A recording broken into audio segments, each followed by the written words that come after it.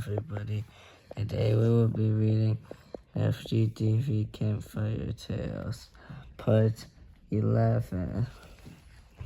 Let's continue.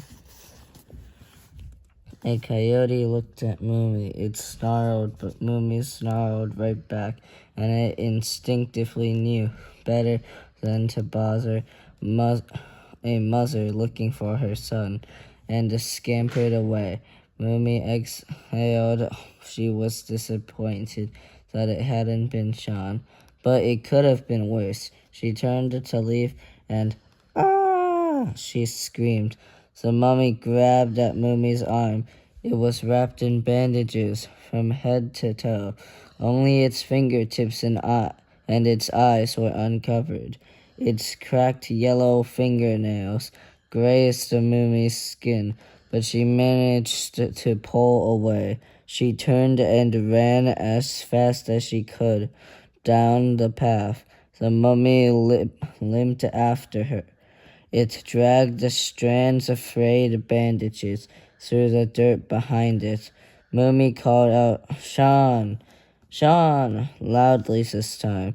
Still there was no answer. Moomy glanced back over her shoulder and saw the mummy only a few feet away, trudging slowly behind her. How can you move so fast when you're so slow, Moomy?" Moomy heard a voice say from somewhere up ahead. "Sean!" she cried. Moomy jumped off the path and through a thicket of bushes, and wham! Moomy never saw the wooden sign coming. She ran into it so hard it nearly knocked her chocolate chip freckle off her cheek. She fell to her butt, and for a second she completely forgot where she was. Then she heard the giggle. Sean laughed so hard he dropped to his knees. "Sean, stop that. I could have really hurt myself." She picked the clumps of dirt from the wooden sign off her forehead. Sean rolled around on the ground, laughing even harder. "But you didn't," Sean said in between chuckles. "That's what makes it so funny." Moomy wondered how the sign got there at all. This wasn't where it was when they found it the first time. It wasn't just the campground map that was changing. It was the campground itself. But banging into the sign, Moomy had revealed some words that were carved into the wood. The words "Camp Mecca Run Fort" were scrawled across the top. But as Moomy cleared away more dirt, she saw a phrase that gave her and Sean the chills.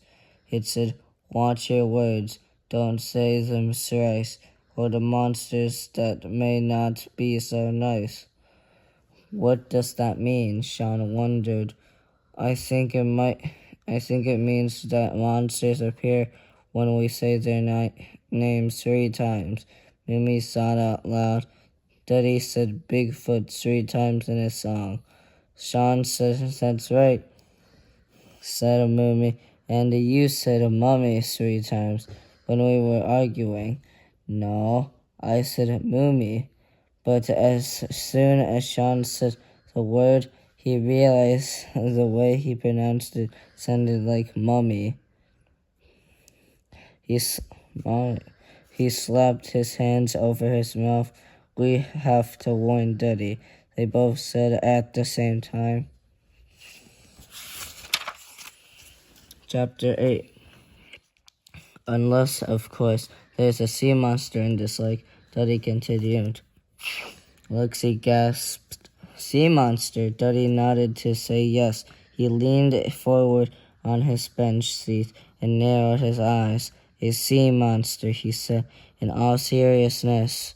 Lexi knew of sea monsters a sea monster, he said. In all seriousness, Lexi, from Greek mythology, she had never heard about them existing in real life. Bigfoot isn't the only mysterious creature that lurks in these remote places. Duddy continued. Lots of them live in the water.